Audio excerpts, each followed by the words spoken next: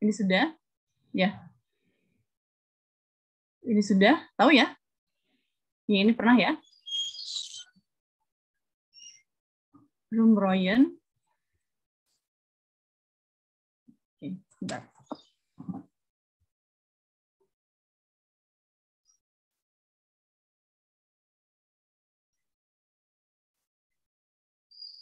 Ya, saya mau bahas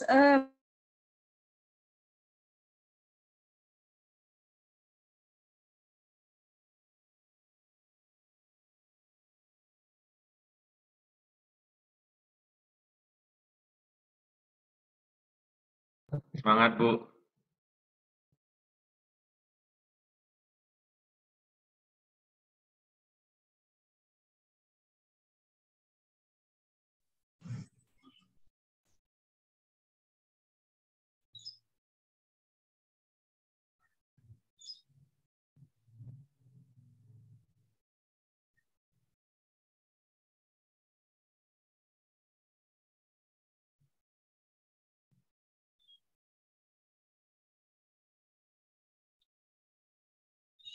sudah kedengaran sekarang?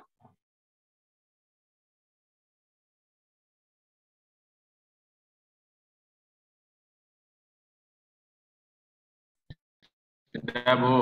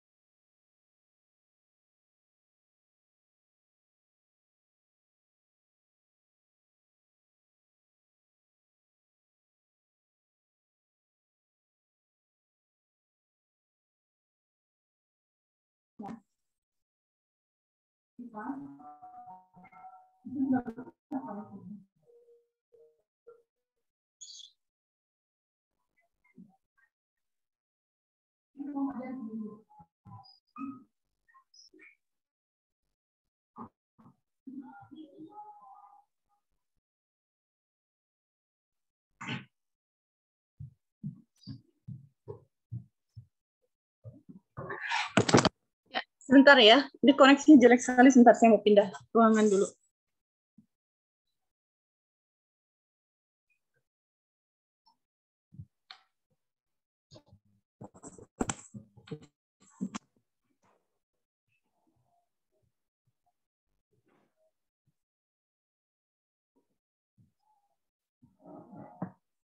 Oke, maaf ya.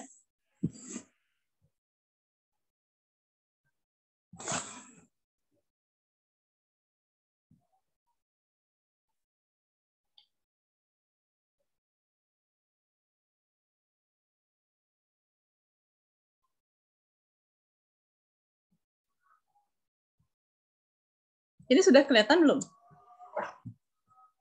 Udah, Bu. Oke, udah. Bentar. Sorry, ini darurat. Jadi saya pindah ruangan. Bentar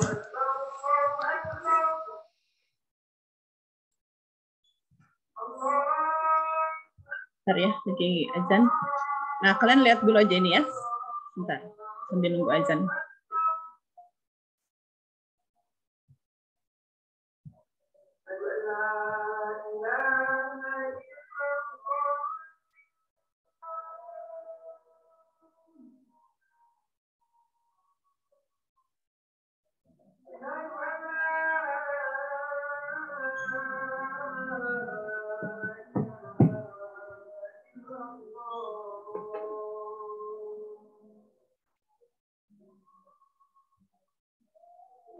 Ivan?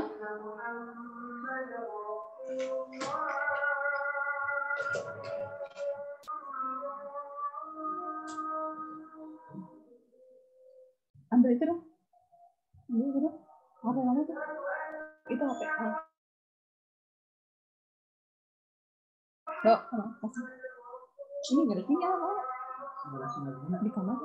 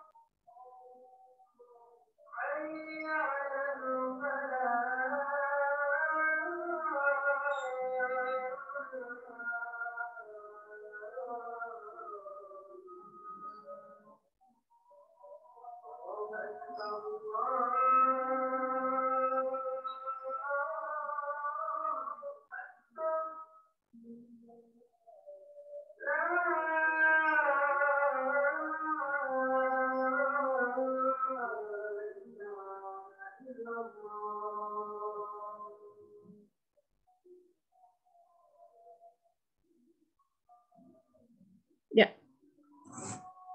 saya mulai dari perjanjian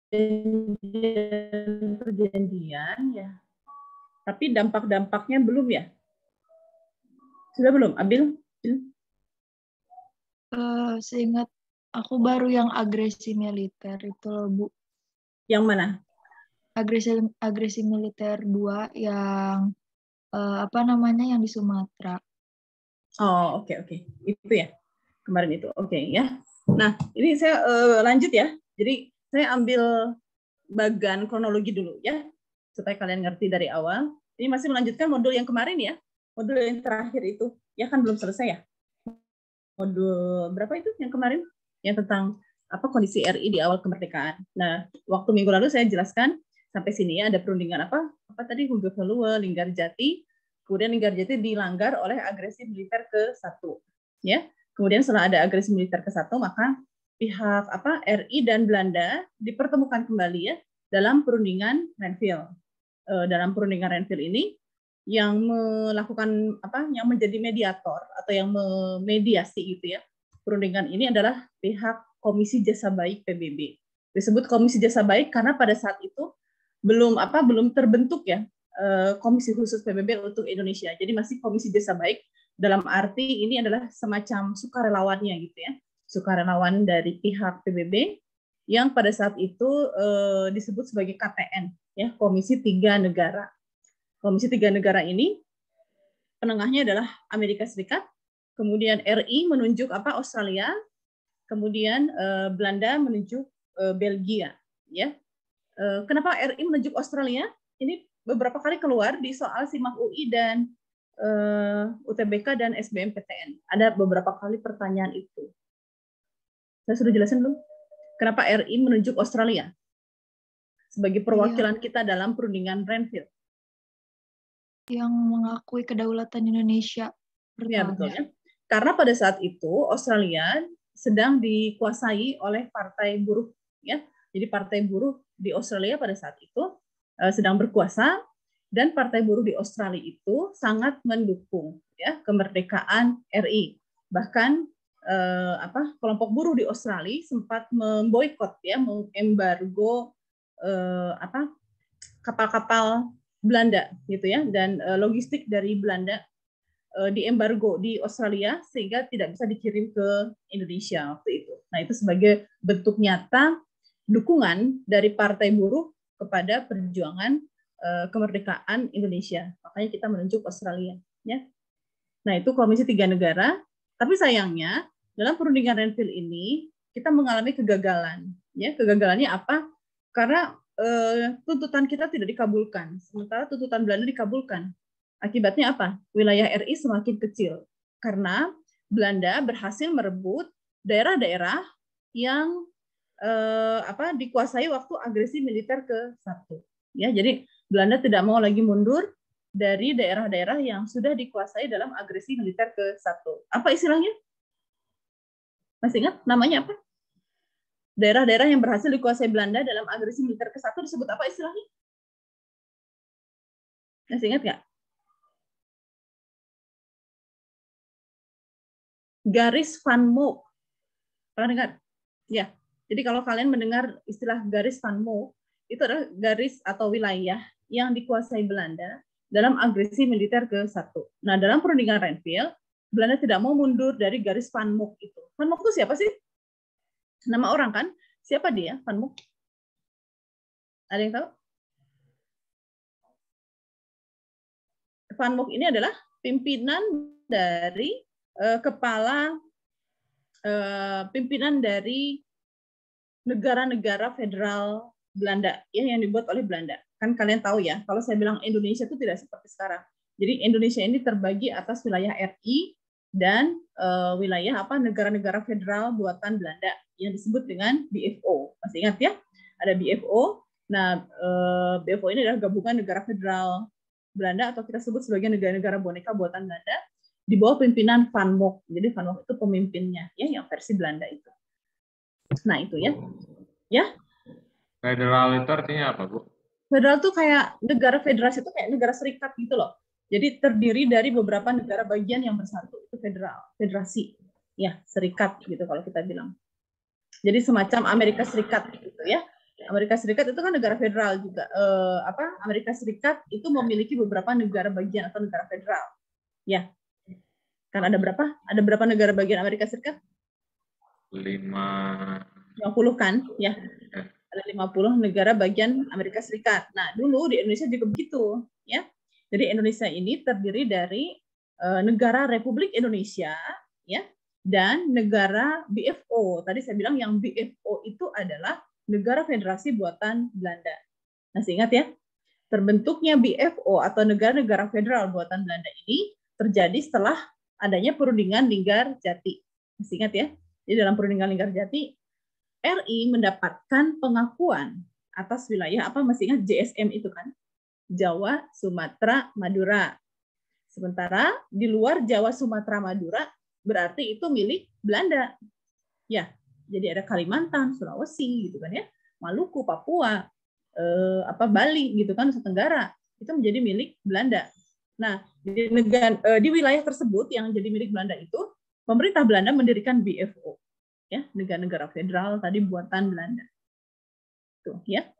Nah, jadi perundingan Renville itu merupakan perundingan yang paling merugikan ya bagi negara Republik Indonesia karena wilayah kita semakin kecil ya. Jadi wilayah mana yang berhasil direbut waktu agresi militer ke-1 masih ingat nggak? Apa alasan Belanda melakukan agresi militer ke-1 masih ingat? Mengambil perkebunan, Bu. Nah, betul. Ya, mengambil perkebunan-perkebunan yang menjadi sumber devisa ya bagi pemerintah Belanda. Nah, sementara perkebunan-perkebunan itu ada di wilayah RI. Yaitu di mana? Coba, daerah mana yang direbut Belanda? Jogja, Bu. Apa?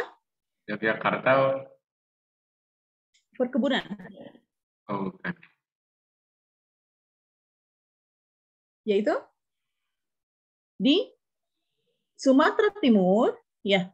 Sumatera Timur, kalau Sumatera Timur tuh dari Sumatera Utara sampai Riau gitu loh, itu wilayahnya Sumatera Timur ya. Sumatera Timur, Jawa Barat, dan Jawa Timur. Nah, jadi Sumatera Timur, Jawa Barat, dan Jawa Timur itu kan yang berhasil direbut dalam agresi militer ke-1. Karena memang di daerah-daerah tersebut merupakan wilayah perkebunan yang menghasilkan devisa yang besar ya bagi Belanda. Ya. Nah, jadi itu tadi. Jadi sekarang setelah perundingan Renville, maka Jawa Barat nih, misalnya kita di Jawa Barat ya, Jawa Barat ini menjadi negara bagian Belanda. Apa nama negara Jawa Barat? Masih ingat? Jawa Barat misalnya nih, direbutkan oleh Belanda nih dalam agresi militer ke-1. Dan setelah perundingan Renville, Jawa Barat resmi menjadi bagian dari negara federal Belanda. Apa nama negaranya di Jawa Barat? Negara Pasundan, ya namanya. Jadi ada negara Sumatera Timur, ada negara Pasundan, dan ada negara Jawa Timur. Ya, ini daerah-daerah yang direbut oleh Belanda dalam agresi militer ke-1. Ya. Nah, ya.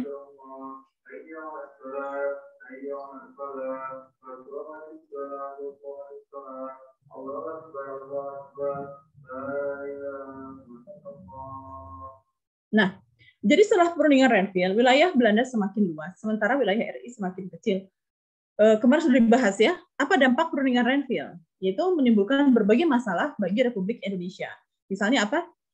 Munculnya apa? Pemberontakan DI-TII di Jawa Barat. Ya. Kemudian juga muncul pemberontakan PKI Madiun. Itu merupakan akibat dari kondisi sosial ekonomi yang terjadi di wilayah RI. Ya. Nah, kemudian jadi kalian bisa bayangkan wilayah RI semakin kecil dengan masalahnya yang semakin besar. Tapi ternyata Belanda itu tidak puas gitu ya. Belanda masih belum puas dengan apa yang sudah dicapai dalam perundingan Renville. Belanda kemudian melakukan agresi militer kedua ya pada bulan Desember 1948. Belanda itu melancarkan agresi militer kedua yaitu dengan merebut ibu kota Yogyakarta ya. Padahal wilayah kita itu kan tinggal sedikit ya, dan Yogyakarta pada saat itu menjadi ibu kota RI. Nah, jadi nanti apa? Kalian tahu sendiri ya, kan kalau dalam istilahnya apa ya, aturan yang tidak tertulis ya dalam perang ya, kalau suatu ibu kota negara jatuh gitu ke tangan musuh, maka jatuhlah negara tersebut. Nah, dengan jatuhnya ibu kota RI di Yogyakarta itu, maka Belanda menganggap bahwa negara Republik Indonesia sudah tidak ada ya. Jadi Belanda menganggap ini merupakan puncak kemenangan dari Belanda. Karena apa? Karena kan tadi ya Belanda berhasil menangkap pemimpin RI ya, berhasil menangkap presiden, wapres, kemudian apa menteri-menterinya ya, kabinet pemerintahannya itu berhasil ditawan oleh Belanda. Jadi Belanda menganggap bahwa agresi militer kedua sebagai satu kesuksesan besar karena sudah berhasil menguasai seluruh wilayah RI. Tapi gitu ya, ada apa ya? Ada hikmahnya di sini ya, ketika RI sedang mengalami kesulitan yang besar, ketika RI sudah dikalahkan oleh Belanda ini, maka muncullah berbagai macam dukungan ya dari siapa? Dari negara-negara sahabat kita, ya dari banyak negara yang kemudian apa? Mengecam ya tindakan Belanda dalam agresi militer kedua yang dipelopori oleh siapa? Masih ingat? India, Bu. India, betul ya. Nah, India itu yang mempelopori pertemuan-pertemuan atau perundingan untuk membahas masalah Indonesia ya. Ada konferensi New Delhi tahun 1949 atau namanya apa? Inter-Asia Relationship Conference ya. Jadi konferensi antar apa negara Asia untuk membahas masalah Indonesia, dan hasil dari konferensi New Delhi ini itu kemudian dibawa ke Forum Dewan Keamanan PBB. Jadi kalian tahu ya bahwa tidak semua ya masalah konflik di berbagai negara itu bisa dibawa ke Forum PBB. Suatu masalah bisa dibawa ke Forum Dewan Keamanan PBB itu kalau masalahnya sudah dianggap urgent banget gitu ya, sudah dianggap sangat apa? Genting sekali ya, sudah dianggap sangat penting dibahas, itu baru bisa masuk ya menjadi topik atau tema pembahasan di Dewan Keamanan PBB. Nah, masalah Indonesia dengan Belanda ini berhasil dibawa masuk ke sidang Dewan Keamanan PBB. Nah, dari situlah nanti PBB kemudian memutuskan ya, Dewan Keamanan PBB memutuskan untuk membentuk komisi khusus PBB untuk masalah Indonesia. Apa namanya kemarin? Apa namanya? Komisi khusus PBB untuk masalah Indonesia. Pernah apa? Pernah dengar UNCI? UNCI, nulisnya UNCI ya, UNCI ya, United Nations Commission for Indonesia. Ya, nah dengan terbentuknya UNCI ini gitu ya, UNCI ini, maka itu satu kemenangan ya, satu langkah kemenangan bagi Republik Indonesia. Kenapa? Karena berbagai dorongan atau kecaman dari dunia internasional terhadap Belanda, maka Belanda akhirnya mau ya mengikuti keputusan dari Dewan Keamanan PBB. Ya, jadi keputusannya adalah bahwa pihak Belanda menarik mundur ya pasukan dari ibu kota RI yaitu Yogyakarta, dan kemudian pihak Belanda harus bersedia untuk melakukan perundingan kembali dengan pihak RI. Ya, ini merupakan langkah awal kemenangan bagi pihak Republik Indonesia ya dengan dibentuknya UNCI ini atau UNCI ini. Nih ya. Jadi UNCI ini kemudian bertugas di Indonesia dan berhasil menyelenggarakan perundingan yang disebut Rum-Royen ya. Di tahun 1949 ya, sekitar bulan Maret atau April ini ya. Rum-Royen 1949. Nah, ini adalah awal kemenangan bagi kita karena di dalam keputusan Rum-Royen ini nanti Belanda akhirnya mengalah ya. Belanda itu akhirnya mau menarik pasukannya dari Yogyakarta. Kemudian juga tentara-tentara kita yang dari Jawa Barat gitu ya, yang dulunya hijrah ya ke Jawa Tengah, itu dikembalikan lagi ke kantong-kantong daerahnya masing-masing. Nah, jadi kalian tahu ya di sini kan sebelumnya tentara Siliwangi itu yang berasal dari Jawa Barat itu kan hijrah ya ke Yogyakarta ya, ke Jawa Tengah dan Yogyakarta. Kenapa? Karena Jawa Barat kan sudah bukan wilayah RI lagi ya. Nah, makanya mereka hijrah. Ini yang disebut sebagai Long March, pasukan Siliwangi. Nah, setelah Rum-Royen, maka pasukan Siliwangi ini yang dari Jawa Barat itu kembali ke daerahnya, ya, ke Jawa Barat. Jadi balik lagi gitu ya. Tapi di tengah jalan kalian tahu ya, ketika sampai di Jawa Barat, mereka sekarang menghadapi musuh yang tidak terduga, yaitu musuh sesama saudaranya sendiri, yaitu pemberontakan DITII. Ya, jadi kebayang begitu sulitnya gitu yang dihadapi oleh tentara Siliwangi pada saat itu, karena karena menghadapi dua musuh, ya, musuh dari pihak Belanda dan musuh dari pihak DITII. Ya, inilah nanti makanya sejak tahun 1949 DITII dianggap sebagai pemberontak ya oleh pemerintah RI. Nih ya, sementara DITII menganggap bahwa wilayah Jawa Barat itu menjadi kekuasaan negara Islam Indonesia ya. Nah, perundingan Rum-Royen. Kita fokus dulu ya ke perundingan Rum-Royen aja dulu ya. Nah, setelah perundingan Rum-Royen nanti gitu ya, sebagai kelanjutan dari perundingan Rum-Royen, maka nanti diadakan perundingan KMB ya, Konferensi Meja Bundar di sekitar bulan Agustus 1949. Nah, dalam rangka persiapan menuju KMB ini, maka di Indonesia dilakukanlah perundingan yang disebut sebagai Konferensi Inter-Indonesia. Ya. Jadi setelah Rum-Royen sebelum KMB ya, jadi di tengah-tengah ya. Ini sekitar bulan Juli 1949 dilakukanlah yang namanya Konferensi Inter-Indonesia. Dari namanya saja, Konferensi Inter-Indonesia. Berarti ini adalah konferensi atau perundingan di antara sesama negara yang ada di Indonesia. Nah, negara-negara yang ada di Indonesia kalian tahu sendiri ya.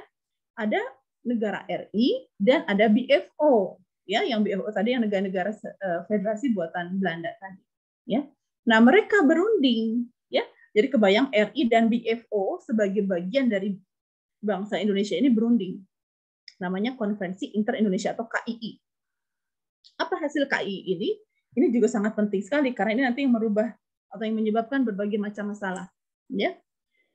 Apa hasil dari Konferensi Inter-Indonesia ini? Yang pertama, terbentuknya negara Republik Indonesia Serikat. Jadi ingat, jadi kalau ditanya nih ya, kapan Republik Indonesia Serikat itu terbentuk? Yaitu dari hasil Konferensi Inter-Indonesia. Jadi antara pihak RI dan BFO sepakat membentuk RIS, Republik Indonesia Serikat. Nama negaranya RIS. Kemudian juga presidennya yang terpilih sebagai presiden RIS itu siapa? Ada yang tahu? Soekarno, Bu. Nah, betul ya. Jadi Soekarno dipilih sebagai presiden RIS. Jadi presiden dari seluruh negara bagian yang ada di Indonesia. Ya. Karena itu mungkin kalian pernah dengar ya. Saya pernah cerita ya. Ada apa?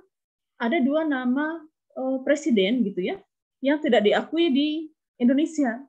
Ada yang tahu nggak? Pernah dengar nggak? Kan Jokowi sekarang presiden keberapa sih? Ke-7 gitu ya. Jokowi kan sekarang presiden ke-7. Nah, sementara orang bilang presiden di Indonesia tuh udah 9 loh gitu. Tapi yang 2 ini nggak diakui gitu loh. Sering tidak dibahas ya. Seringkali dua nama presiden ini tidak dibahas. Yaitu presiden yang mana? Presiden RI-nya. Yang seringkali dalam tanda kutip tidak diakui ya, sehingga kadang-kadang orang juga nggak tahu itu. Yaitu yang pertama adalah Safruddin Prawira Negara. Pernah dengar? Siapa itu Safruddin Prawira Negara? Safruddin Prawira Negara adalah pemimpin PDRI ya, Pemerintahan Darurat Republik Indonesia. Masih ingat ya? Ketika terjadi agresi militer Belanda kedua di Yogyakarta, kan Soekarno mengirimkan telegram ya ke Bukit Tinggi, karena di sana sedang ada menteri yang bertugas di Bukit Tinggi, yaitu Safruddin Prawira Negara. Ya, nah Safruddin Prawira Negara ini dia yang bertindak sebagai pemimpin atau kepala negara PDRI, ya, Pemerintahan Darurat Republik Indonesia. Kenapa? Karena Soekarno dan yang lainnya kan ditawan oleh Belanda.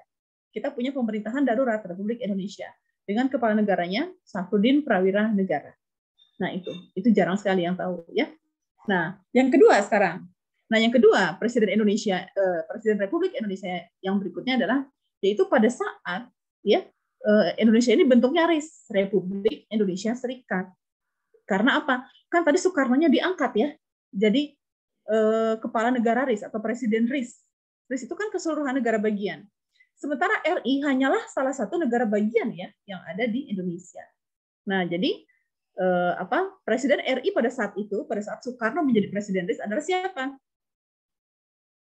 Pernah dengar nggak? Mr. Asaat. Pernah dengar? Ya, kan Soekarno menjadi kepala negara RIS ya. Nah, di RI dipimpin oleh Mr. Asaat. Nah, seperti itu ya. Nah, jadi terbentuk negara RIS yang merupakan gabungan dari negara RI dan negara-negara BFO. Negaranya namanya RIS. Nah, sekarang mereka juga membentuk tentara yang disebut dengan APRIS, yaitu Angkatan Perang Republik Indonesia Serikat. Dalam hasil konferensi inter-Indonesia ini, ya disepakati bahwa yang menjadi anggota APRIS ini itu akan dipilih dari pihak atau dari TNI dan KNIL. Kalian tahu ya, kan Republik Indonesia RI punya tentara namanya TNI. Sementara negara-negara Belanda yang BFO juga punya tentara ya. Tentara Belanda namanya KNIL. Nah, yang menjadi bagian dari APRIS itu nanti dipilih, yaitu TNI dan KNIL. Nah, jadi pembentukan APRIS inilah yang nanti menjadi masalah besar di Indonesia. Kenapa? Karena banyak pihak yang tidak puas. Ya, kan banyak, terutama dari pihak KNIL ya, dari pihak Belandanya, dari pihak KNIL banyak yang tidak puas. Kenapa? Karena mayoritas anggota APRIS itu diambil dari pihak TNI. Sementara yang KNIL itu sedikit sekali yang diambil, harus diseleksi secara ketat. Maka dari situ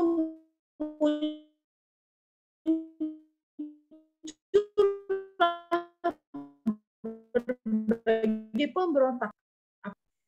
Kelas 12 di sejarah Indonesia, sejarah wajib, baik yang IPS maupun yang IPA kan dapat ya. Tentang apa disintegrasi, masih ingat nggak? Ada pemberontakan apa yang berkaitan dengan pembentukan APRIS? Ada pemberontakan RMS, ya, pemberontakan Andi Aziz, pemberontakan APRA, ya, pemberontakan DITI di Kalsel, pemberontakan DITI di Sulsel. Ini berkaitan dengan ketidakpuasan pembentukan APRIS. Ya, nanti kita akan bahas lagi. Oke. Apa Kranti? Bu, saya mau nanya, tadi yang Mr. Asad itu, dia itu pemimpin sebelum Pak Soekarno diangkat jadi presiden gitu, Bu? Atau Oh, gimana? bukan. Begini, Presiden Soekarno kan sudah jadi Presiden RI ya. Nah, Nah, Presiden Soekarno kan sudah jadi Presiden RI tuh. Sementara kalian tahu sendiri RI itu salah satu negara bagian di Indonesia. Ya, oh, jadi gini kan. Jadi kalau saya bilang Indonesia itu tidak sama dengan Indonesia sekarang. Jadi zaman dulu Indonesia ini terdiri atas beberapa negara bagian. Ya, karena kan ada Republik Indonesia dan ada negara-negara BFO yang dibikin oleh Belanda, gitu kan? Ya. Nah, sekarang terbentuklah RIS. RIS itu kan gabungan gitu loh jadi antara BFO RI sama, dengan BFO. ah, Nah, jadi negara yang besar ini, RIS ini, yang terdiri atas RI dan negara-negara BFO itu sekarang dipilih presidennya. Yang terpilih adalah Soekarno gitu.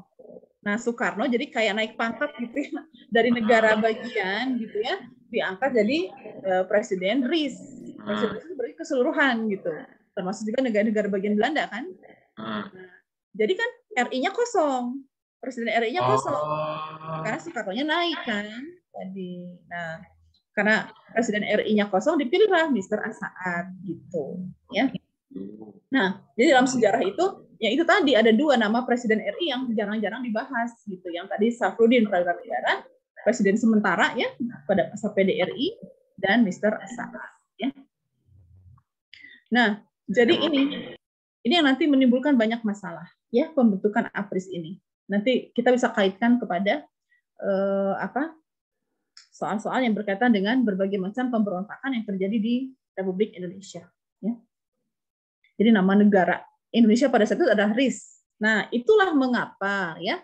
Jadi dari sini itu menjawab pertanyaan kenapa waktu sebentar. Di sini mana ya? Nah, ini menjawab pertanyaan kenapa waktu KMB ya Belanda mengakui kedaulatan Indonesia itu dalam bentuk RIS, ngerti ya? Kenapa sih bukan RI gitu kan? Misalnya harusnya kurang S nih. Jadi dalam KMB itu Belanda mengakui kedaulatan Indonesia dalam bentuk negara RIS, bukan Republik Indonesia, bukan NKRI, ya, tapi RIS. Karena RIS ini merupakan hasil dari kesepakatan dalam KII tadi, ya, Konvensi Inter-Indonesia. Jadi kalian bisa lihat kalau saya ambil bagan di sini, bentar ya, bentar, ada ini nggak sih?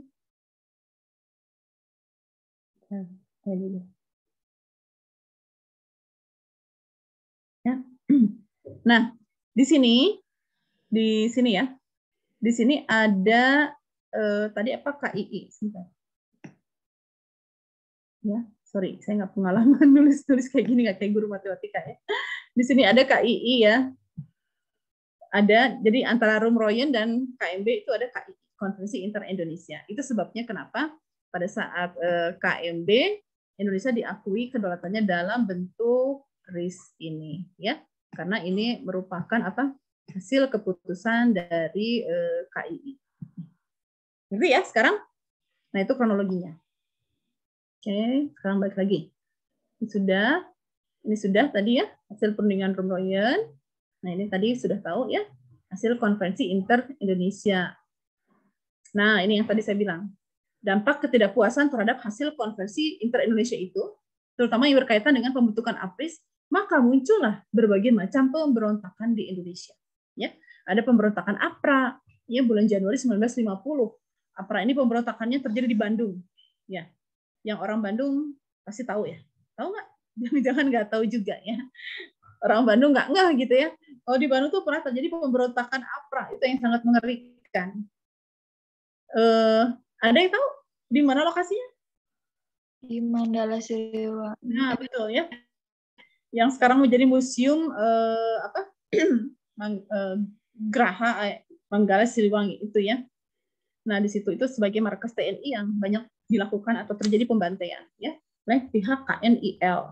Karena pihak KNIL tentara Belanda itu tidak mau gitu ya, tidak mau mengakui kedatangan pasukan TNI. Nah, kemudian nanti ada pemberontakan Andi Aziz di Sulawesi Selatan. Pemberontakan Andi Aziz juga disebabkan karena ketidakpuasan ya Andi Aziz karena anak buahnya ya pasukannya tidak bisa dimasukkan ke dalam bagian APRIS. makanya nanti dia memberontak beserta pasukannya. Kemudian juga pemberontakan RMS. Nah, kalau pemberontakan RMS itu lebih parah lagi ya, karena selain tadi tentara KNIL-nya tidak mau bergabung, juga mantan-mantan pejabat yang dulunya merupakan pejabat di NIT. Jadi untuk wilayah Indonesia bagian timur dulu nama negaranya negara bagiannya adalah NIT, Negara Indonesia Timur. Negara Indonesia Timur itu meliputi Bali, tuh Keranti. Bali itu dulu termasuk nama negara itu NIT loh, bukan RI loh dulu Bali. Ya, jadi ada negara Indonesia Timur meliputi Bali, Nusa Tenggara gitu ya, sampai Maluku gitu ya, Papua. Itu namanya NIT, Negara Indonesia Timur. Nah, pejabat-pejabat di NIT itu tidak mau bergabung, ya, tidak mau bergabung dalam RIS. Mereka kemudian mendirikan negara sendiri yang namanya Republik Maluku Selatan. Inilah nanti yang memberontak juga, ya. Bahkan kalau kalian tahu RMS ini masih eksis loh di Belanda karena memang orang-orang Maluku, maaf ya, yang di Indonesia bagian timur itu mereka banyak menolak bergabung dengan RIS. Dan nanti banyak tokoh-tokohnya yang kemudian eksodus ya ke Belanda. Jadi jangan heran kalau di Belanda kalian lihat banyak sekali keturunan Maluku ya di Belanda. Karena apa? Karena mereka adalah merupakan bagian dari para eksodus dari Maluku yang nggak mau masuk menjadi bagian negara Republik Indonesia Serikat. Jadi mereka masih ingin bergabung dengan Belanda. Makanya sampai sekarang markas RMS itu masih ada di Belanda. Ya. Itu RMS. Kemudian juga ada pemberontakan DITI di Kalimantan Selatan, ya, tahun 1950. Pemberontakan DITI di Kalimantan Selatan itu di bawah pimpinan Ibnu Hajar. Itu juga sama kasusnya. Karena pasukan Ibnu Hajar ditolak masuk menjadi bagian dari APRIS. Ya. Sementara Ibnu Hajar merasa bahwa dirinya merasa berjasa, gitu ya. Merasa berjasa dalam perjuangan melawan Belanda, tapi kok ditolak gitu ya, masuk menjadi APRIS. Makanya muncul ketidakpuasan di Kalimantan Selatan dan akhirnya mereka mendeklarasikan diri bergabung menjadi bagian DITI. Demikian juga di Sulawesi Selatan di bawah pimpinan Kahar Muzakar. Ya, sama juga pasukannya ditolak masuk ke dalam bagian TNI atau APRIS, makanya mereka berontak. Jadi mereka memproklamirkan diri sebagai bagian dari DITI. Itu sebabnya pemberontakan DITI itu ada di berbagai wilayah di Indonesia. Ya, ini merupakan pemberontakan terbesar dan terlama pada saat itu ya. Tapi rekor pemberontakan terlama mungkin pecah oleh GAM ya. Jadi kalau dibandingkan dengan yang sekarang, GAM itu adalah pemberontakan yang terlama. Tahu kan ya GAM ya? Gerakan Aceh Merdeka. Tapi kalau sebelumnya DITI itu yang paling lama dan terbesar wilayahnya. Karena meliputi beberapa wilayah di Indonesia. Tapi dengan sebab yang berbeda gitu ya. Jadi mereka bergabung dengan DITI, alasan mereka bergabung dengan DITI itu dengan berbagai macam alasan yang berbeda-beda. Ya. Nah ini, jadi kalau kita lihat Indonesia itu mengalami beberapa kali pergantian atau perubahan bentuk negara. Yang pertama, ketika proklamasi kemerdekaan RI, kita itu kan sepakat membentuknya NKRI ya, Negara Kesatuan Republik Indonesia.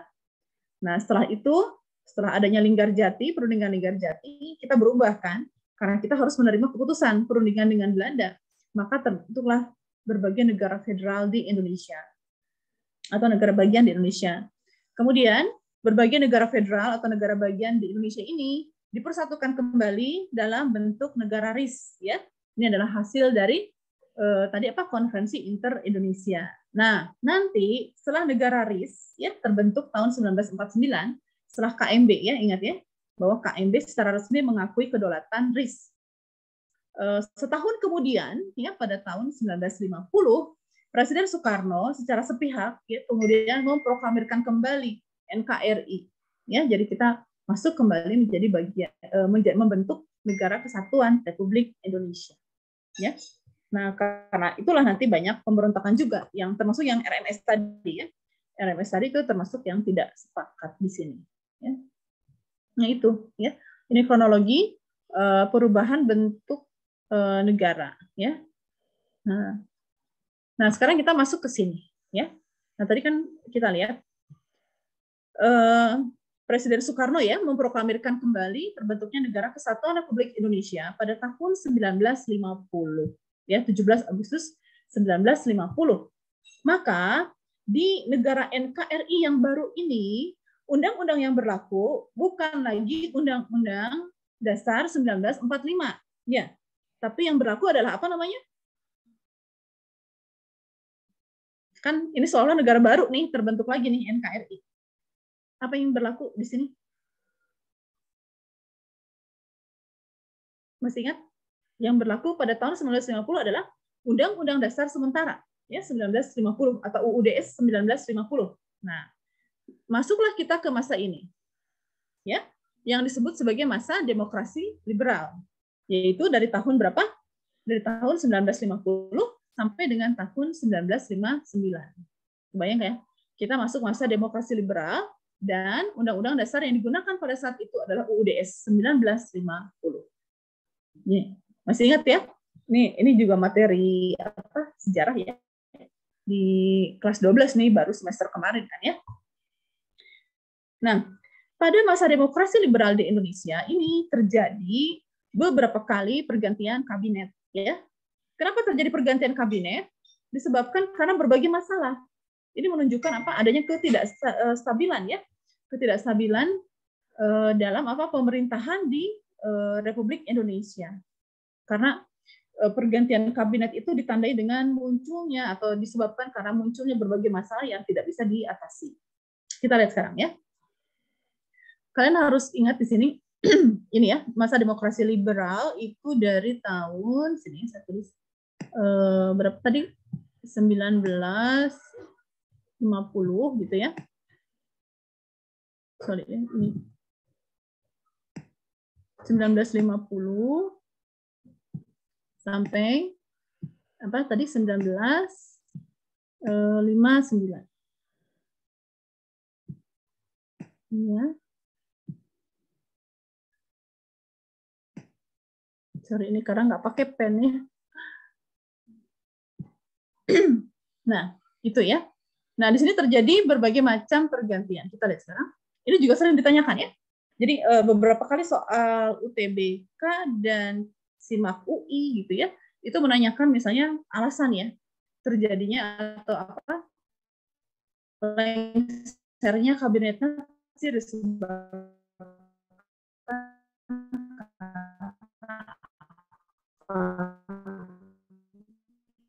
ya. Pada masa kabinet Sukiman terjadi. Jadi gini, ini ada 7 kali pergantian kabinet. Rata-rata ya kabinet-kabinet ini yang ada pada masa demokrasi liberal ini hanya bertahan 1 tahun. Jadi kebayang ya, kabinet pemerintahannya rata-rata hanya bertahan 1 tahun.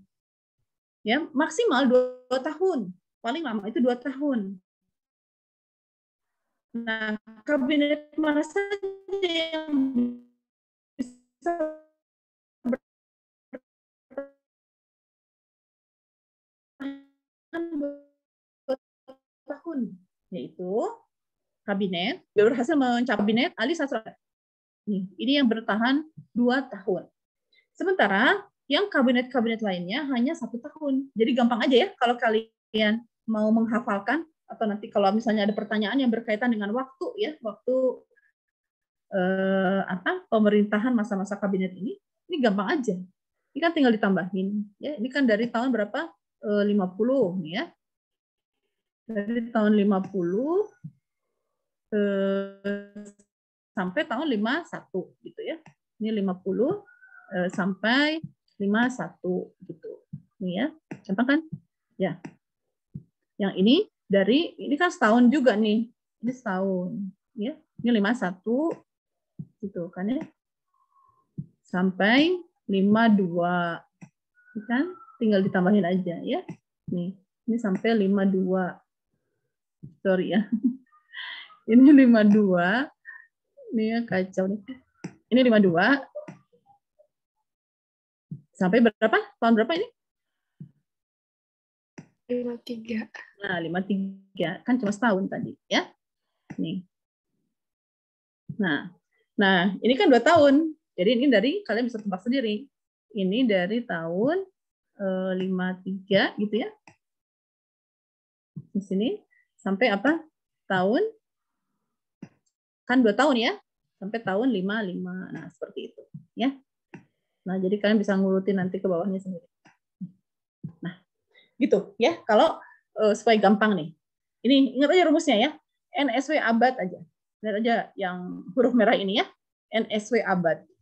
Jadi kalian sudah tahu urutannya, siapa nama Perdana Menterinya, dan tahun berapa saja ya mereka memerintah. Nah, kita lihat ya, Kabinet Natsir. Kabinet Natsir ini adalah kabinet yang pertama. Salah satu misi utama dari Kabinet Natsir ini adalah mengembalikan Irian Barat ya ke wilayah RI sesuai dengan janji Belanda dalam KMB. Oh, saya lupa ya. Apa hasil KMB masih ingat? Hasil KMB itu kan mengakui kedaulatan Indonesia dalam bentuk RIS ya. Kemudian apa lagi? Isi KMB, Indonesia menanggung hutang-hutang pemerintah Belanda dari sejak masa kekuasaan Jepang dari tahun 1942 ya. Jadi Indonesia menanggung hutang-hutang Belanda dari tahun 1942.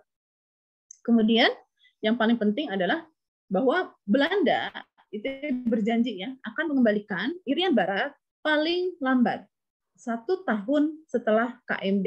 Jadi itu janjinya Belanda ya dalam KMB. Kan KMB tahun 1949. Jadi kalau Belanda menempati janji, maka Belanda seharusnya menyerahkan Irian Barat ke Indonesia itu tahun 1950. Itu sebabnya tugas dari Kabinet Natsir adalah nagih janji Belanda tadi, gitu ya, yaitu melakukan berbagai upaya negosiasi diplomasi untuk mengembalikan Irian Barat. Tapi kenyataannya ini gagal, ya. Kabinet Natsir itu dianggap gagal dalam mengembalikan Irian Barat karena setelah lewat dari tahun 50, ternyata Irian Baratnya tidak dikembalikan saja oleh Belanda.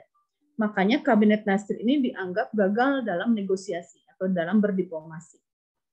Nah, karena itu nanti muncul mosi tidak percaya, ya, sehingga menyebabkan Kabinet Natsir itu nanti lengser, ya, jadi dilengserkan karena dianggap gagal mengembalikan Irian Barat.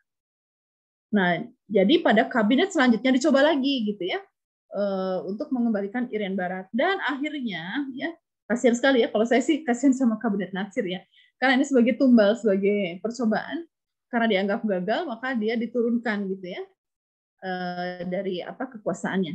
Sementara kabinet-kabinet lain setelah Natsir, ya, bahkan sampai berakhirnya masa demokrasi liberal, ternyata tidak semuanya tidak bisa mengembalikan Irian Barat. Kebayangkan? Jadi semua kabinet ini, ya, semua kabinet pada masa demokrasi liberal ini semuanya gagal, ya, dalam upaya mengembalikan Irian Barat. Jadi tidak cuma kabinet Natsir saja, tapi semuanya pun gagal karena Belanda tetap bertahan ya di Irian Barat. Jelas ya, Belanda tentu saja bertahan di sana karena ditemukan 2 gunung emas kan, yang sekarang menjadi Freeport sekarang itu kan sebetulnya ditemukan oleh Belanda, ya. 2 gunung emas yang luar biasa kekayaannya, yang mana mau dong Belanda pergi dari Papua, ya. Kalaupun akhirnya Belanda pergi dari Papua itu pun karena didesak atau dipaksa oleh Amerika Serikat, ya. Nanti kita lihat seperti apa ya. Nah, Natsir ya. Tadi Kabinet Natsir digantikan oleh Kabinet Sukiman. Ini ya. Kabinet Sukiman juga memerintahnya hanya sebentar dari tahun 51 sampai 52. Apa sebabnya? Ini juga sama. Dilengserkan dengan mosi tidak percaya. Yang berkaitan karena kasus apa? Ada yang tahu? Ini sering ditanyakan. Kasus apa yang membuat Kabinet Sukiman ini lengser atau diturunkan? Yang itu Bu, ada bikin perjanjian sama Amerika. Nah, betul ya. Yaitu karena apa? Ya, Kabinet Sukiman secara diam-diam gitu ya melakukan penandatanganan perjanjian dengan pihak Amerika Serikat, yaitu yang disebut dengan apa? MSA, ya, MSA Mutual Security Act. Jadi pada saat itu kan situasinya dalam situasi perang dingin, ya. Kalian tahu bahwa dalam perang dingin terjadi perebutan pengaruh antara pihak Amerika Serikat dengan Uni Soviet. Nah, masing-masing negara ini kemudian memberikan apa ya istilahnya ya, pengaruh, menarik gitu ya, negara-negara dunia untuk menjadi bagian dari bloknya. Nah, salah satu yang dilakukan oleh Amerika Serikat untuk menarik menarik negara-negara ini untuk menjadi negara bagian dari bloknya adalah dengan memberikan bantuan ekonomi dan militer, ya. Nah, Indonesia di bawah Kabinet Sukiman juga akhirnya tertarik gitu ya untuk menerima bantuan dari pihak Amerika Serikat ini.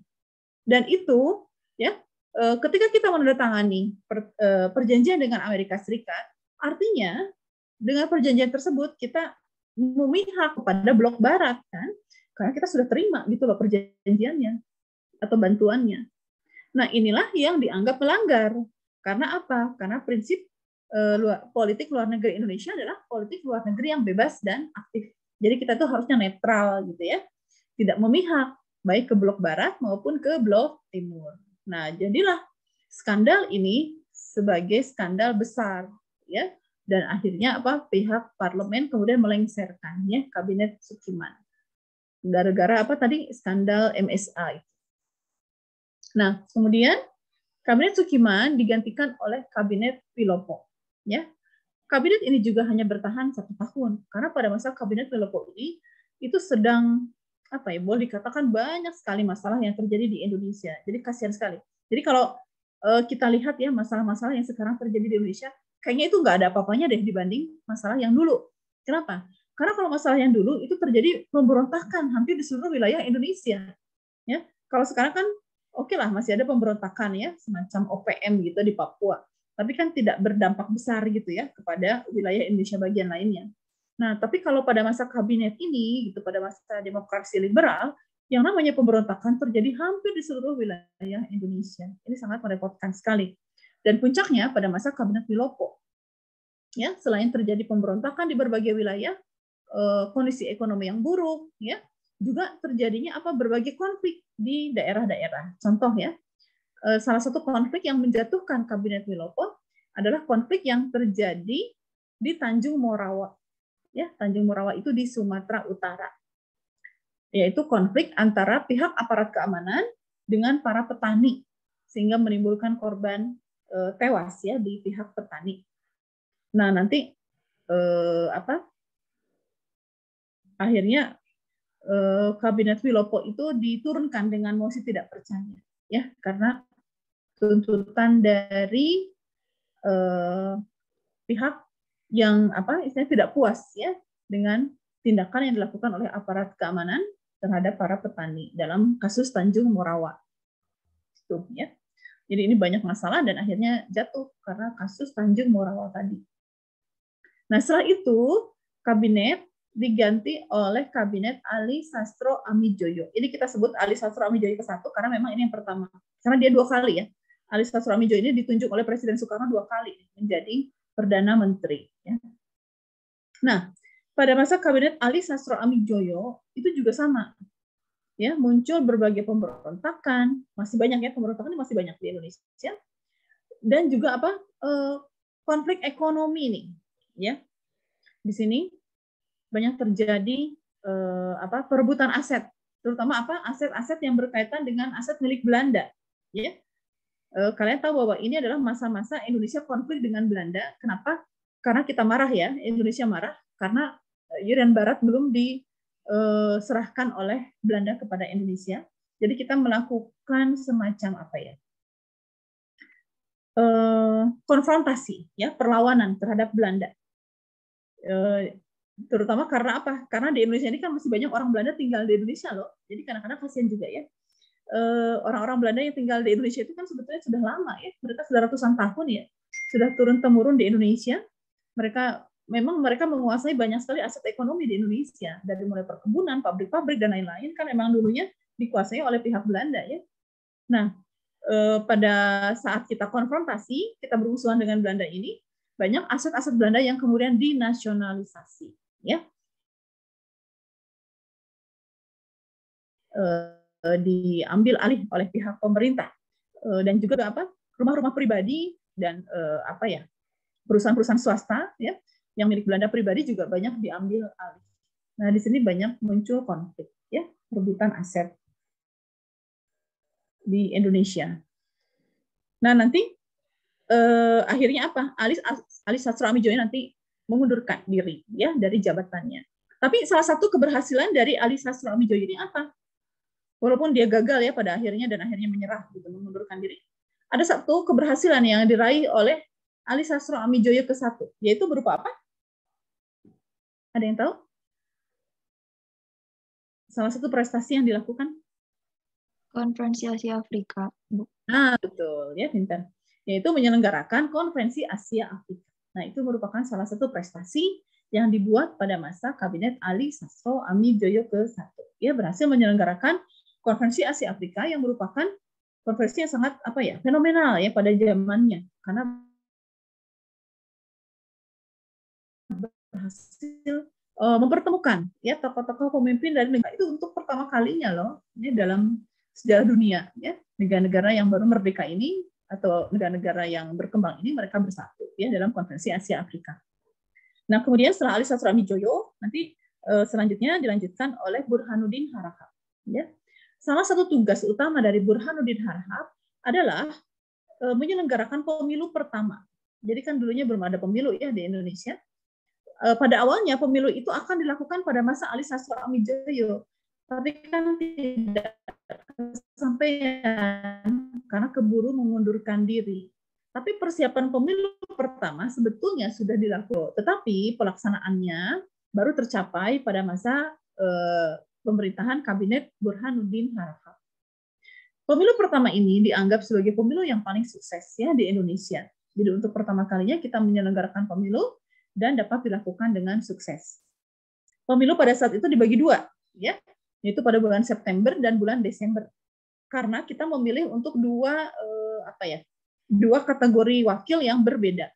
Jadi pemilu pertama bulan pemilu pertama bulan September 1955 itu tujuannya adalah untuk memilih anggota parlemen atau anggota DPR. Ya. Jadi bulan September 1955 itu tujuannya untuk memilih anggota DPR. Nah, kemudian ada pemilu bulan Desember 1955 itu untuk memilih anggota konstituante atau nama lainnya adalah anggota Dewan Perancang Undang-Undang. Konstituante inilah yang nanti mendapatkan tugas untuk membentuk undang-undang dasar yang baru. Ya. Nah, nanti disinilah terjadi perdebatan di dalam tubuh konstituante ini. Nah, setelah pemilu selesai dengan sukses, ya, maka Burhanuddin Harahap dia harus menyerahkan kembali kan kekuasaannya. Karena pemilunya sudah selesai. Maka dipilihlah Perdana Menteri yang baru. Nah, yang terpilih sebagai Perdana Menteri yang baru nanti ditunjuklah Ali Sastro Amijoyo kembali. Makanya disebut Kabinet Ali Sastro Amijoyo kedua. Ya. Kabinet Ali Sastro Amijoyo kedua ini juga tidak bertahan lama, ini hanya 1 tahun. Kenapa? Karena banyaknya masalah yang terjadi di Indonesia. Ya, tadi saya bilang di sini banyak konflik, banyak pemberontakan, dan juga perebutan aset-aset Belanda. Ini adalah gerakan nasionalisasi ya yang dilakukan oleh pemerintah Indonesia RI ya untuk merebut aset-aset yang dimiliki oleh Belanda. Jadi sebetulnya kasihan juga ya. Jadi banyak orang-orang Belanda yang kemudian eksodus ya keluar secara besar-besaran dari Indonesia. Mereka meninggalkan apa yang sudah mereka miliki di Indonesia. Padahal mereka sudah turun-temurun ya, sudah ratusan tahun tinggal di sini. Mereka kembali ke tanah airnya. Yang kadang-kadang mereka juga nggak ngerti tanah airnya seperti apa karena sudah lama tinggal di Indonesia. Nah ini ya, jadi Kabinet Ali Sastro Amijoyo hanya bertahan 1 tahun. Kemudian nanti kabinet berikutnya adalah Kabinet Juanda. Ya, Kabinet Juanda ini bertahan selama 2 tahun. Nah, dalam Kabinet Juanda ini itu sudah mulai stabil, dalam arti sudah mulai dilakukan berbagai macam upaya pembangunan. Jadi kalian bisa bayangkan ya, bahwa di Indonesia ini upaya pembangunan di negara kita itu terhambat. Karena apa? Karena sering sekali terjadi pergantian kabinet. Jadi belum selesai program satu kabinet, sudah ganti lagi. Ya, belum selesai program kabinet berikutnya juga sudah ganti lagi. Akibatnya program pembangunan terhambat, tidak bisa terselesaikan. Pada masa Kabinet Juanda, ini kabinet yang ditunjuk ya pemerintahan atau orang-orang yang ditunjuk di sini ini adalah orang-orang yang ahli di bidangnya, sehingga Kabinet Juanda ini sering disebut sebagai Zaken Kabinet. Pernah dengar ya istilah Zaken Kabinet? Ya, Zaken Kabinet adalah kabinet yang terdiri dari para ahli di bidangnya. Jadi kalau misalnya menterinya adalah Menteri Pendidikan, tentu dia adalah orang-orang yang bergerak di bidang pendidikan, gitu ya. Kalau menterinya kesehatan, ya berarti dia adalah orang-orang yang memang ahli atau expert yang terlibat dalam bidang kesehatan dan lain-lain. Yaitu Zakon Kabinet. Ya. Nah, Kabinet Juanda ini juga menghasilkan prestasi yang luar biasa. Yaitu berupa apa? Prestasi yang berhasil dicapai dalam Kabinet Juanda adalah berupa apa? Zona itu bukan 12 mil, bukan? Nah, betul ya. Pada masa Kabinet Juanda, kita membuat program apa? Yaitu Deklarasi Juanda. Ya, Deklarasi Juanda ini adalah bagaimana perjuangan negara Indonesia untuk mendapatkan pengakuan ya, pengakuan atas apa? Batas laut teritorial. Batas laut teritorial RI itu kan pada zaman Belanda hanya 3 mil. Jadi kebayang ya, kalau batas laut teritorial RI 3 mil. 3 mil itu diukur dari mana sih? Kalau batas laut teritorial, contoh ya, saya gambar apalah. Ini anggaplah ini pulau Indonesia gitu ya. Anggaplah gitu ya, ini Indonesia gitu ya. Ini ada apa di sini gitu ya. Oh sorry, salah ya. Ya pokoknya anggaplah ini ya. Nah, kalau 3 mil berarti gimana? Kalau 3 mil kan berarti kecil sekali ya. 3 mil itu kan diukur dari apa?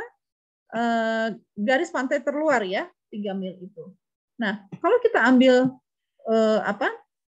batas teritorial yang berlaku sejak zaman Belanda, maka antara pulau yang satu nih, contoh ya, antara Sumatera gitu ya, dengan Kalimantan gitu ya, dengan Jawa gitu, itu terpisah ya. Kenapa terpisah? Karena kan cuma 3 mil. Jadi antara Jawa dengan Sumatera atau antara Sumatera dengan Kalimantan itu ada laut bebas. Di sini kan ada laut bebas nih. Di sini laut bebas. Ya. Laut bebas berarti ini bukan wilayah teritori Republik Indonesia. Jadi ini sangat berbahaya karena wilayah Republik Indonesia tidak tidak utuh ya. Karena kepotong-potong oleh laut bebas yang bisa dilalui oleh negara manapun, bisa diambil oleh negara manapun. Nah, sementara tuntutan dalam Deklarasi Juanda adalah mengubah batas laut teritorial RI dari apa? Dari 3 mil menjadi 12 mil. Jadi kita menuntut, ya kita memperjuangkan batas laut teritorial RI dari 3 mil menjadi 12 mil. Ya, nih. Kalau tadi kan 3 mil segini, maka kalau 12 mil jadi segini misalnya. Nih ya. Nah, kalau 12 mil segini artinya antara pulau yang satu dengan pulau yang lain tercover gitu ya. Jadi terhubung. Karena sekarang ini resmi menjadi wilayah teritori Indonesia.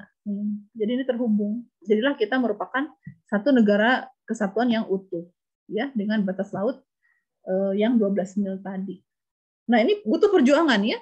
Jadi perlu kalian tahu bahwa perjuangan untuk memperoleh pengakuan batas laut teritorial 12 mil ini itu lama sekali, puluhan tahun ya, nggak langsung dikabulkan. Ada badan PBB yang mengurusi masalah ini. Apa namanya? Ini kan berkaitan dengan hukum laut internasional ya. Namanya UNCLOS. Nih ya. Nih. Ini namanya ini adalah badan mengatur hukum laut internasional, batas-batas wilayah laut internasional itu namanya UNCLOS. Nah, jadi kita berjuang di sini. Memperjuangkan batas teritorial wilayah kita di UNCLOS ini. Dan akhirnya kita mendapatkan pengakuan batas laut teritorial 12 mil itu baru pada tahun 1989. Kebayang ya, puluhan tahun loh perjuangan kita. Sampai akhirnya kita mendapatkan wilayah Republik Indonesia yang utuh seperti sekarang ini. Nah, di situ ya. Itu prestasi dari Kabinet Juanda. Sekarang, kenapa Kabinet Juanda berakhir? Karena apa? Ada yang tahu? Bukan karena Juandanya menyerah, bukan karena Juandanya mengundurkan diri, tapi karena ada apa? Yaitu pada tanggal berapa? 5 Juli 1959 ada apa? Dekret Presiden. Nah, betul ya. Karena pada tanggal 5 Juli 1959 gitu ya. Ini ada Dekret Presiden ya. Yaitu apa? Dekret Presiden isinya apa? Gara-gara apa? Adanya dekret presiden, isinya kan kita kembali ke UUD 1945 ya. Gara-gara apa? Gara-gara si konstituante tadi, kalian tahu sendiri ya, konstituante itu kan tadi dibentuk di sini ya, dipilih dalam pemilu pertama tadi kan, ada konstituante gitu kan ya. Itu kan tugasnya membentuk undang-undang dasar yang baru. Tapi gagal gitu ya. Si konstituante ini gagal. Jadinya konstituante selama ini hanya menimbulkan perdebatan saja ya. Jadi perdebatan politik yang panjang tapi tidak menghasilkan undang-undang dasar yang baru. Itu sebabnya ya, jadi Presiden Soekarno sudah kehilangan kesabaran ini. Jadi Presiden Soekarno kemudian mengumumkan dekret presiden. Karena tidak ada undang-undang dasar yang baru ya tercipta atau yang terbentuk, maka kita kembali ke UUD 1945 ya. Nah, di sini yang disebut dengan dekret presiden ya. UUD 1945. Nah, sementara kalian tahu kan, kalau kita kembali ke UUD 1945, berarti sistem pemerintahan yang berlaku yang sesuai dengan UUD 1945 itu sistem pemerintahan apa? Ayo. Kalau ini kan sistem pemerintahan parlementer, ya. Demokrasi. Ya, sistem apa? Pemerintahan parlementer. Kalau demokrasi iya, tapi demokrasinya demokrasi parlementer.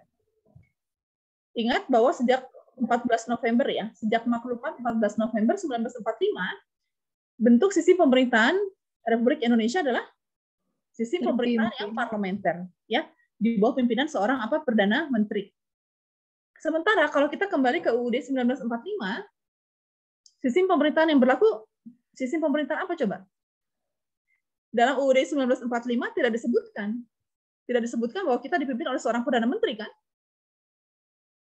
Ya, dalam UUD 1945 kita dipimpin oleh seorang presiden. Jadi sistem pemerintahan kita presidensil kan? Ya. Nah, makanya berakhirlah sistem ya pemerintahan parlementer setelah keluarnya dekret presiden ini. Jadi bubar deh semuanya, tidak lagi menganut sistem pemerintahan yang parlementer.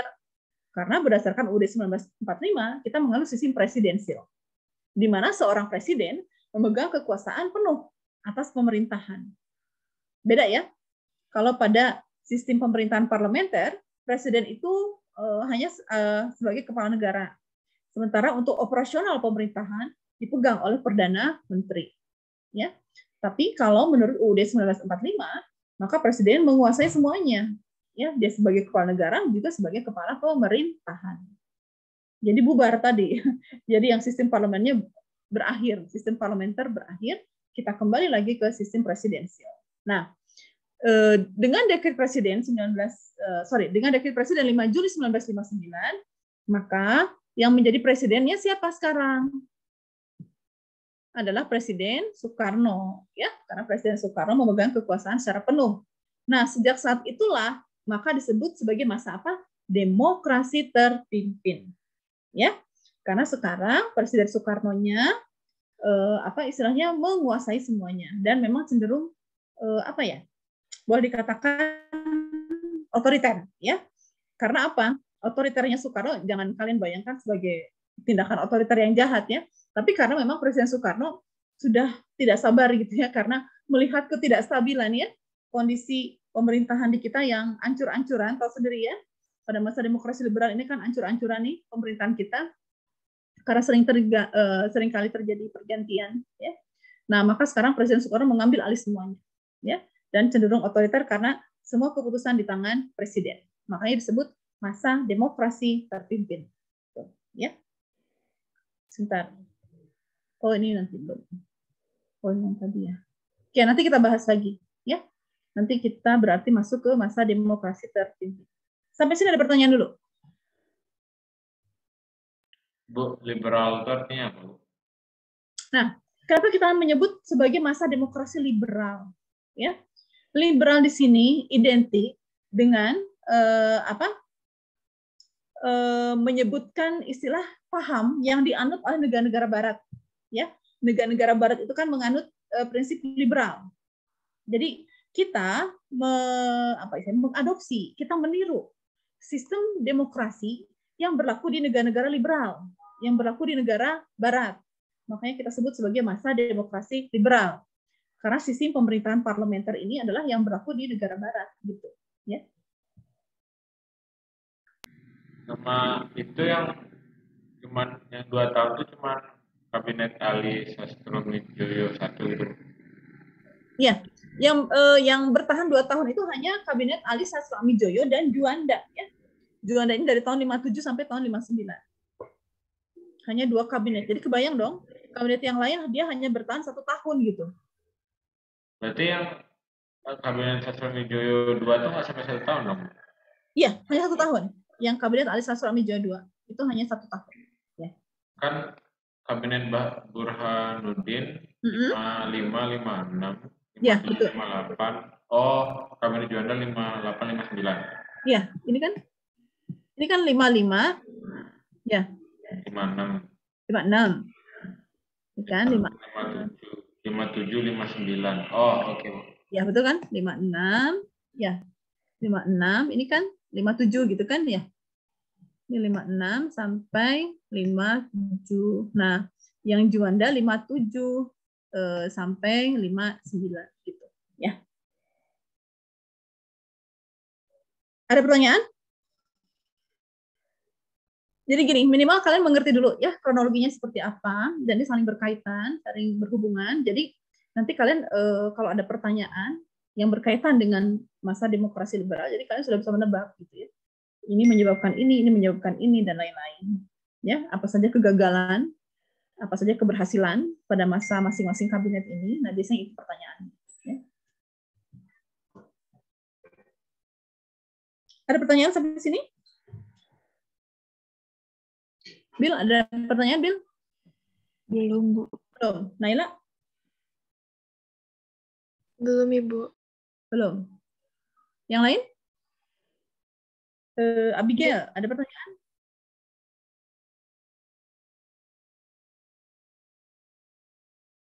Belum ada. Oke. Siapa? Arinda? Arin?